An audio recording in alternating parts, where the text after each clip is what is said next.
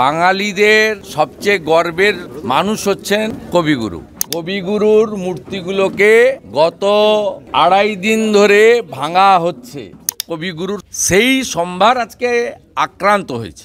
বাংলাদেশের হিন্দু মন্দির এবং হিন্দুদের সুরক্ষায় ভারত সরকার যাতে অবিলম্বে উদ্যোগ গ্রহণ করে।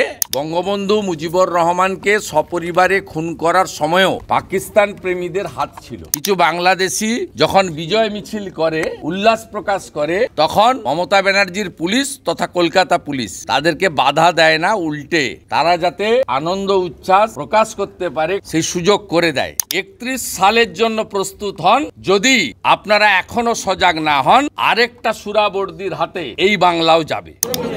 আজকে যখন এখানে আপনারা রবীন্দ্রনাথের তিরোধান দিবসের অনুষ্ঠান করছেন বা সারা পৃথিবীর রবীন্দ্র অনুরাগীরা তারা যখন এই অনুষ্ঠান করছেন, প্রথমেই কবিগুরুকে প্রণাম জানিয়ে বলি, কবিগুরু গোটা পৃথিবীর এবং বিশেষ করে বাঙালিদের সবচেয়ে গর্বের মানুষ হচ্ছেন কবিগুরু। অবিভক্ত বাংলা এবং ভারতবর্ষ কবিগুরুর কাছ থেকে অনেক অনেক বেশি সমৃদ্ধ হয়েছে। তার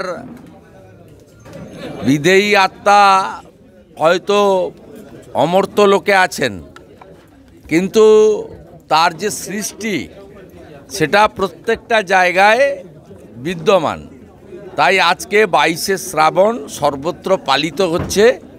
অত্যন্ত দুঃখ পরিতাপের বিষয়, পূর্ববঙ্গ তথা আজকের বাংলাদেশ, সেখানে কবিগুরুর মূর্তিগুলোকে গত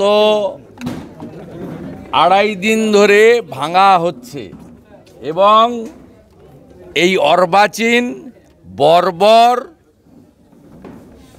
উগ্র মৌলবাদের সমর্থক এবং যাদের নত্যসত্য জ্ঞান নেই, এই সমস্ত পশুবৃত্তির সম আচরণকারী একদল মানুষ আজকেও বিশ্বকবি রবীন্দ্রনাথ ঠাকুরের মূর্তিগুলোকে, তার নামগুলো যেখানে যেখানে খোদাই করা আছে, অন্যান্য মূর্তির সাথে সেগুলোকেও ভাঙছে, বিকৃত করছে।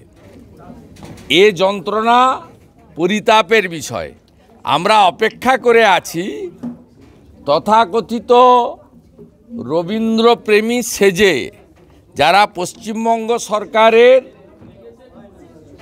উচ্ছিষ্ট খেয়ে বুদ্ধিজীবী নাম পরিবর্তন করে এখন ভাতাজীবীতে পরিবর্তন হয়েছেন, তারা কবে রবীন্দ্র সদন থেকে একটি মোমবাতি নিয়ে পদযাত্রা শুরু করবেন, আর কবে আমরা আহ্বান পাবো সেই পদযাত্রার অন্তত পিছনে হাঁটার জন্য, সেই অপেক্ষায় বাংলা আছে। শুভেন্দুবাবু, একটা প্রশ্ন হচ্ছে যে আপনারা উদ্যোগ নেওয়া বা এই যে প্রতিবাদ, বিভিন্ন জায়গায় রবীন্দ্রনাথের মূর্তি পড়ে থাকা বা নানানভাবে যে স্থাপত্য ধ্বংস করা হচ্ছে বাংলাদেশে, না, আজকের প্রোগ্রামের সঙ্গে বাংলাদেশের সম্প্রতি দুদিনের অন্য অনেক কিছুর সাথে সাথে কবিগুরুর স্মৃতি এবং তার যে মূর্তি স্মৃতি সেগুলোকে যে নষ্ট করে দেওয়া, যে কবিগুরুর তৈরি করা সঙ্গীত বাংলাদেশে জাতীয় সঙ্গীত হিসেবে সমাদৃত হয় আমাদের দেশেরও সাথে সাথে, সেই ঘটনাটার সঙ্গে সম্পর্ক নেই। এখানে কালচারাল সেলের যিনি সভাপতি আছেন, অত্যন্ত প্রতিবাদী একটি কণ্ঠস্বর এবং তিনি নিষ্ঠার সঙ্গে রাষ্ট্রবাদের পক্ষে, ভারতীয় সংস্কৃতির পক্ষে কাজ করছেন, বাংলাকে বাঁচাতে চান তিনি এবং তার টিম। একা তো পারেন না। সেই রুদ্রনীল ঘোষের প্রত্যেক বছরই তিনি প্রোগ্রাম কর্মসূচি করেন, যবে থেকে তিনি দায়িত্ব পেয়েছেন। সেই কর্মসূচি আজকে ছোট আকারে দলের প্রধান কার্যালয়ে হচ্ছে। আমরা সকলেই এসে কবিগুরুকে প্রণাম জানিয়েছি, পুষ্প দিয়েছি, প্রণাম করেছি। এবং এখানে মূলত রাজনৈতিক ভাষণ না হয়ে পারফরমেন্স হয়েছে। প্রত্যেকেই রবীন্দ্র সম্ভারের উপর আলোচনা করেছেন, তাদের কথা বলেছেন, তাদের গান, কবিতা, আবৃত্তি ইত্যাদির মধ্য দিয়ে, বা যারা দু একজন ভাষণও দিয়েছেন, সেটাও ঠিক ছিল রবীন্দ্রনাথের বিষয় সম্পৃক্ত, তার বাইরে কেউ জাননি। অর্থাৎ এর সঙ্গে নেই, কিন্তু যেহেতু প্রাসঙ্গিক আমাদের খুব কষ্ট হচ্ছে যে আমরা নানা ভাষা, নানা মত, নানা পরিধান, বিবিধের মাঝে দেখো মিলন মহান। ভিন্ন ভিন্ন ধর্মে বিশ্বাস করলেও অন্তত কিছু বিষয়ে আমাদের অবিভক্ত বঙ্গের একটা নিজেদের মেলবন্ধতা ছিল, তার মধ্যে কবিগুরুর সম্ভারটাও অন্যতম। সেই সম্ভার আজকে আক্রান্ত হয়েছে। আমরা দেখছি জাতির জনক আমাদের মহাত্মা গান্ধীর স্মৃতিও ওখানে ভেঙে ফেলা হয়েছে, সেখানে সব কিছুই নিশ্চিহ্ন করা হচ্ছে। সে ঠিক আছে, তার তো শেষ তো আছে। এর আগেও আমরা তো ইতিহাস দেখেছি এবং আমাদের নিউটন তো বলেই গেছেন প্রত্যেক ক্রিয়ার সমান এবং বিপরীতধর্মী প্রতিক্রিয়া আছে। তাই পৃথিবীটা গোল, সেটা হবে, কিন্তু আমাদের আজকে 22শে শ্রাবণ এখানে অবিভক্ত বাংলায় বিশ্বকবির মূর্তিকে বিকৃত করা হচ্ছে, ভেঙে ফেলা হচ্ছে, তাকে অসম্মান করা হচ্ছে। আমাদের খুব কষ্ট হচ্ছে, বিষয়টা খুব প্রাসঙ্গিক। আমি বেরিয়ে এসে দুটো লাইন বলেছি। একটা লাইন হচ্ছে, আমি উদ্বেগের সঙ্গে জাতীয় নিরাপত্তা কাউন্সিলের গুরুত্বপূর্ণ সদস্য মাননীয় স্বরাষ্ট্র সমবায় মন্ত্রী অমিত শাহজির কাছে আমি দেখা করে বাংলাদেশের হিন্দু মন্দির এবং হিন্দুদের সুরক্ষায় ভারত সরকার যাতে অবিলম্বে উদ্যোগ গ্রহণ করে সেই আবেদন নিয়ে গেছিলাম। দ্বিতীয় লাইনে আমি বলেছি, তিনি আমাকে আশ্বস্ত করেছেন প্রধানমন্ত্রীর নেতৃত্বে ভারত সরকার এবং সর্বদলীয় মিটিং করে তারা এই বিষয়ে যথাযথ ব্যবস্থা গ্রহণ করছেন এবং করবেন। তৃতীয় যেটা আমি অ্যাডিশন করেছি, যারা সিএর বিরোধিতা করেছিলেন, আজকে সিএটা কত প্রাসঙ্গিক। 2019 সালে যশস্বী প্রধানমন্ত্রী নরেন্দ্র মোদীজির সরকার সিএ আনে, 2024 সালে সিএ 6ই মার্চ কার্যকর হয়।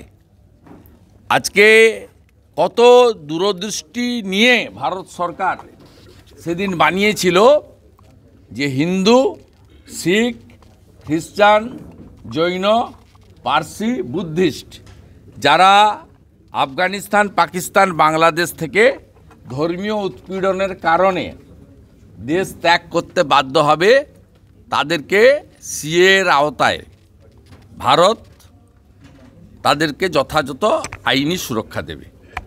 এই আইনের যে যারা বিরোধিতা করেছিলেন, আজকে চোখে আঙ্গুল দিয়ে দেখিয়ে দিয়েছে সিএ আইনের প্রয়োজনীয়তা এবং কার্যকারিতা। এইটা আমি বলেছি। খবর এলো যে বাংলাদেশের এই আন্দোলনকে সমর্থন জানিয়ে ইতিমধ্যেই পাকিস্তান এগিয়ে এসেছে, আন্দোলনকে সমর্থন জানাচ্ছে পাকিস্তান। আমি বহির দেশের বিষয় নিয়ে মন্তব্য করব না, কিন্তু as a citizen of the India এটা পূর্ব ইতিহাসের ভিত্তিতে বলতে পারি যে বাংলাদেশে বঙ্গবন্ধু মুজিবুর রহমানকে সপরিবারে খুন করার সময়ও পাকিস্তান প্রেমীদের হাত ছিল। আজকে যে ছবিগুলো আপনাদের কাছে আসছে, যে ফোন তো আমি হাজার হাজার ফোন পাচ্ছি, ফোন ধরছি, চেষ্টা করছি রেসপন্সও করার, তাতে এই আন্দোলন বাংলাদেশের স্বৈরতন্ত্রকে সরানো বা গণতন্ত্র প্রতিষ্ঠা করা বা ছাত্রদের আন্দোলনের জায়গায় নেই। যা আমরা দেখছি এটা হলো মন্দির ভাঙো, হিন্দু ভাগাও আর ভারত বিদ্বেষী, এই তিনটে মন্ত্রে এই আন্দোলন হচ্ছে। স্বাভাবিকভাবে পাকিস্তান প্রেমীরা একটু উল্লসিত হবে। খুব দুর্ভাগ্যের বিষয় আমি যখন ভারত বিরোধী বা প্রধানমন্ত্রী বিরোধী স্লোগান দেওয়ার জন্য বাংলাদেশ ডেপুটি হাই কমিশনারের অনুমতি নিয়ে 20 জন বিজেপি বিধায়ক নিয়ে আমি যখন যাচ্ছিলাম, তখন আমাকে মমতা ব্যানার্জির পুলিশ বাধা দেয়। অথচ গত পরশুদিন নিউ মার্কেট এলাকায় চিকিৎসার জন্য ভারতে আসা কিছু বাংলাদেশি যখন বিজয় মিছিল করে, উল্লাস প্রকাশ করে, তখন মমতা ব্যানার্জির পুলিশ তথা কলকাতা পুলিশ তাদেরকে বাধা দেয় না, উল্টে তারা যাতে আনন্দ উচ্ছ্বাস প্রকাশ করতে পারে কলকাতার রাজপথে, ধর্মতলা চত্বরে, নিউ মার্কেটে, সেই সুযোগ করে দেয়। এটা পশ্চিমবাংলায় যারা রাষ্ট্রবাদের পক্ষে, ভারতীয় সংস্কৃতির পক্ষে, যারা 15ই আগস্ট জাতীয় পতাকা তোলার আর বন্দে মাতরম গাওয়ার জন্য বা জাতীয় সঙ্গীত গাওয়ার জন্য অপেক্ষা করছেন, অথচ তৃণমূলকে ভোট দেন, তারা দয়া করে একটু সজাগ হন। আমরা এই দৃশ্য, গণভবনের যে দৃশ্য